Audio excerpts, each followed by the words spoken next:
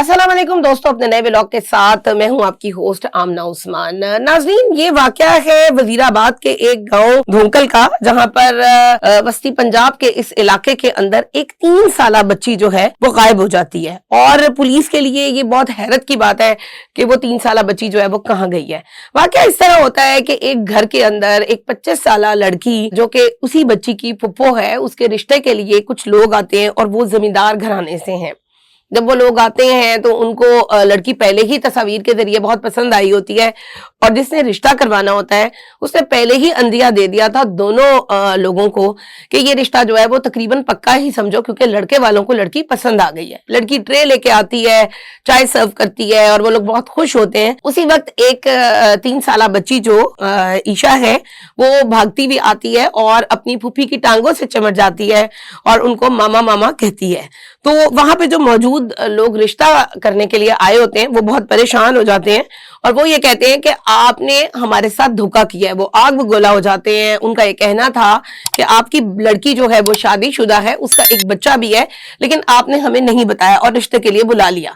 इसके बाद बहुत ही तू तकरार होती है। लड़की के वालिदैन जो हैं वो ये बताते हैं कि नहीं, ये इसके भाई की बेटी है और क्योंकि इसकी वालिदा को तलाक हो चुकी है और ये बच्ची जो है ये यहीं पे रहती है, इसकी माँ यहाँ पे नहीं है, जिस वजह से ये बच्ची अपनी फूफी को मामा कहती है। लेकिन वो लोग इस बात का यकीन नहीं करते और वहां से चले जाते हैं। 3 दिन गुजर जाते हैं और 3 दिन के गुजरने के बाद वो बच्ची वहां से गायब हो जाती है। उसको जगह जगह तलाश किया जाता है, देखा जाता है कि वो बच्ची कहाँ गई है, लेकिन बच्ची नहीं मिलती है। उसी वक्त पुलिस की जो इन्वेस्टिगेशन टीमें हैं उनको बुलाया जाता है और फिर वो आकर इसके मुताबिक जो है इन्वेस्टिगेशन करना शुरू करते हैं। इंस्पेक्टर राना इरफान जो है वो इसको इन्वेस्टिगेट करते हैं। इसको बाकायदा तौर पे इसकी लिस्टें बनाई जाती हैं, मशकूक अफराद की अलग लिस्टें होती हैं, घर वालों की अलग होती हैं और सब लोगों से इन्वेस्टिगेशन की जाती है कि यहाँ पर इस वक्त जो है वो क्या वाकया हुआ है। इन्वेस्टिगेशन में ये इंकशाफ होता है कि ये जो बच्ची है इसका बाप 3 शादियां कर चुका है। खुद वो कतर में रहता है। एक पहली बीवी उसकी वफात पा चुकी है, दूसरी बीवी जो कि इस ईशा की माँ थी उसको तलाक दी जा चुकी है, जबकि तीसरी बीवी उसी घर में ऊपर वाली मंजिल में रहती है और उसके 2 बच्चे भी हैं। अब जो ईशा की जो दादी हैं और फूफी हैं उन्होंने ईशा को अपने पास रखा हुआ है। उसको बहुत प्यार करती हैं दादी और वो उसको अपने से अलग नहीं होने देती हैं। अब ये जो ये इसकी FIR एक दर्ज की जाती है और FIR जो है वो जब दर्ज की जाती है तो उस वक्त दादी की मदीयत में ये दर्ज की जाती है कि जो मेरी पोती है वो बाहर गली में खेल रही थी और वो गायब हो गई है और मुझे लगता है कि किसी नामालूम अफराद ने अपने किसी गलत किस्म के इरादों के लिए जो है वो उसको गायब कर दिया। अब जनाब इसके ऊपर पूरी जो है वो इन्वेस्टिगेशन शुरू हो जाती है। अब क्राइम जो इन्वेस्टिगेशन है इसकी भी जो है वो बाकायदा जांच पड़ताल शुरू हो जाती है और उसी वक्त जो है वो एक जगह से इत्तला आती है कि बच्ची की जो लाश है वो घर के उकवी हिस्से से, जो उकवी गली है वहां से मिली है। ये जो गली है इसका जो घर के दरवाजे से जो फासला है वो तकरीबन कोई 7 से 8 फुट के करीब ये फासला था और अगर देखा जाए तो ये फुफी के दरवाजे के साथ 7 से 8 फुट का ये फासला है। उसी वक्त जो है वो क्राइम सीन इन्वेस्टिगेशन को और फ्रांसिक की जो टीम है पंजाब की उनको फौरी तौर पे इतला कर दी जाती है। वो आ जाते हैं, इन्वेस्टिगेशन शुरू हो जाती है और उसके बाद जो है वो बार बार घर वालों को भी पूछा जाता है। पुलिस के लिए बहुत बड़ा एक ये सवाल था कि ये वाकया जो इतना बेदर्दी के साथ किया गया है ये आखिर इस बच्ची के साथ किसने किया है। बच्ची के सर की हड्डी टूटी हुई थी और बच्ची का जो नाक और मुंह है उसको दबाकर उसका सांस रोककर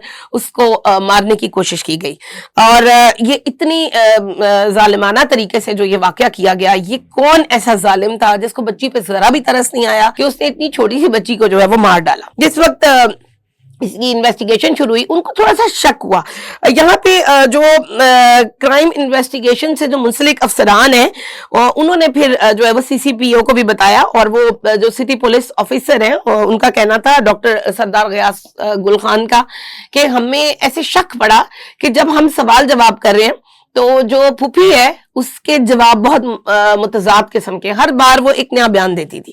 دین انہوں نے ایک وہ پرانا 3rd ڈگری والا طریقہ اپنایا کہ انہوں نے جو واقعہ تھا وہ اس کے سامنے بیان کرنا شروع کر دیا. جب اس واقعے کو وہ بیان کرنے لگے اس کو سمجھ آ گئی کہ ان کو پتہ چل گیا ہے اور وہ رونے لگ گئی، اور اس نے اس وقت انکشاف کیا کہ یہ جو قتل ہے یہ میں نے. اب یہاں پر جو ہے وہ ایک بڑا ہی افسوسناک کیونکہ واقعہ تھا اور اتنا بے دردی کے ساتھ کیا گیا تھا، لوگوں کے اندر بہت غم و غصے کی لہر دوڑ گئی. دادی کو بہت غصہ آیا، گھر والوں کو بہت غصہ آیا کہ چھوٹی سی بچی نے تمہارا کیا بگاڑا تھا کہ تم نے اپنی ہی بھتیجی کو مار ڈالا.